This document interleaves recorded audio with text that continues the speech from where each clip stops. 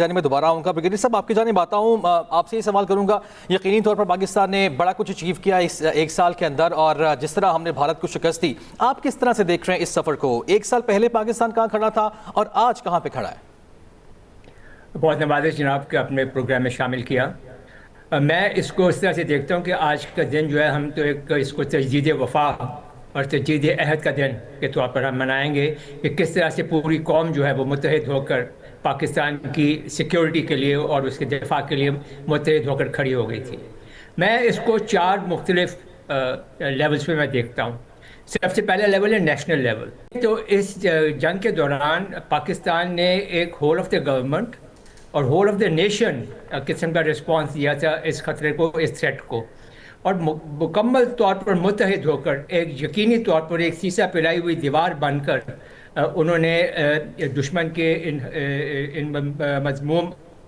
عزائم کو خاک میں ملایا تھا۔ تو ایٹ دا نیشنل لیول میرے خیال میں یہ پاکستانی قوم کو یونائٹ کرنے کے لیے، متحد کرنے کے لیے اور ایک مضبوط قوم بنانے میں اس جنگ نے بہت بڑا کردار ادا کیا ہے۔ ہمارا نیشنل مورال بہت اونچا ہے اور اب بھی پوری قوم آپ دیکھیں تو بالکل تیار کھڑی ہے کہ اگر آئندہ بھی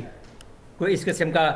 حملہ کیا گیا پاکستان کے اوپر یا اس کے بارے میں سوچا بھی گیا تو یہ قوم پھر دوبارہ ایک سیسا پلائی ہوئی دیوار بن کر اس کا مقابلہ کرے گی۔ اگلا لیول ہے سب ریجنل لیول یا بائیلیٹرل لیول ہندوستان کے ساتھ۔ وہاں پہ بھی ہم نے بہت زیادہ گیم چینجنگ جو ہے ریزلٹس اچیو کیے ہیں۔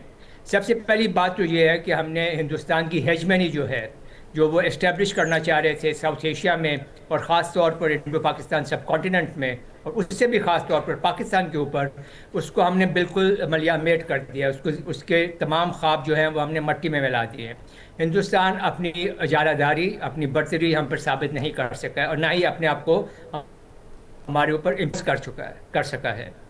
جنگ کا ایک سب سے بڑا ایم جو ہوتا ہے یا ہدف جو ہوتا ہے وہ یہ ہوتا ہے کہ دشمن کے اوپر اپنی ول کو امپوز کیا جائے، اپنا حکم اس کے اوپر لاگو کیا جائے۔ تو ہندوستان اس طرح سے بالکل فیل ہو گیا ہے اس بات میں کہ پاکستان کے اوپر کسی بھی طرح سے اپنی وہ اجارہ داری قائم کر سکے یا اپنا کہا پاکستان سے منوا سکے۔ تو یہاں پہ پاکستان کی ایک بہت بڑی جو ہے یہ فتح ہے۔ اس کے علاوہ جو ریجن کے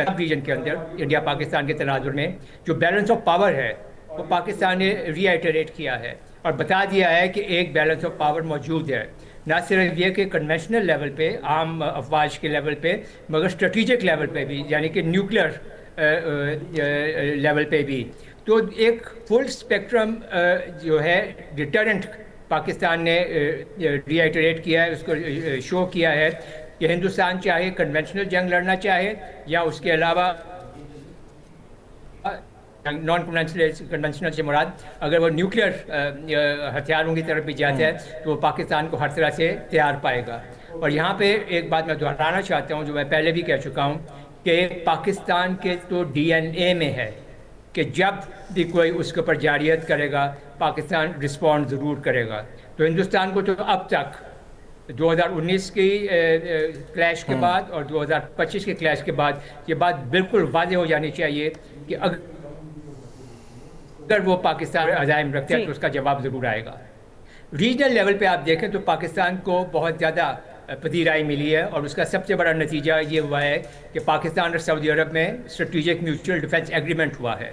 اور یہ اس بات کا ثبوت ہے کہ پاکستان کو وہ ایک بہت ہی پاکستان کی افواج کو ایک بہت ہی کامبیٹ ریڈی اور بیٹل ہارڈنڈ قسم کی فورس سمجھتے ہیں اور سمجھتے ہیں کہ وہ اس علاقے میں جا کے، ریجن میں جا کے، مڈل ایسٹ میں جا کے ایک بہت فعال کردار ادا کر سکتے ہیں۔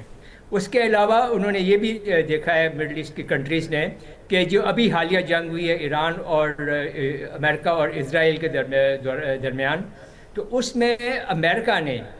جو کہ ریجن کے لیے ایک نیٹ سیکیورٹی پرووائڈر کا رول ادا کرنا تھا، انہوں نے کوئی خاطر خواہ طریقے سے کیا نہیں ہے۔ انہوں نے ساری سیکیورٹی جو ہے وہ اسرائیل کو پرووائڈ کی ہے اور گلف عرب اسٹیٹس کو بالکل ہی انہوں نے اگنور کر دیا ہے۔ تو اب اس پاکستان کی آپریشن بنیان مرصوص کے کامیابی کے بعد اور معرکہ حق میں فتح کے بعد اب یہ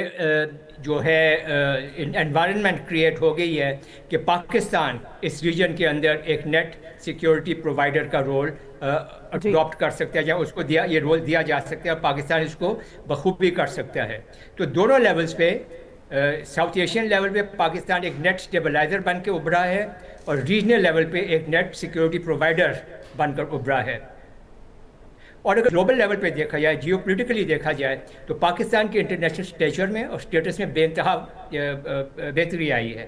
آپ یہ دیکھیں کہ اس وقت دو بہت ہی کرٹیکل ایشوز ہیں جو کہ دنیا کو درپیش ہیں, ایک غازہ میں اور ایک ایران اور امریکہ اور اسرائیل کی جنگ جو ہے.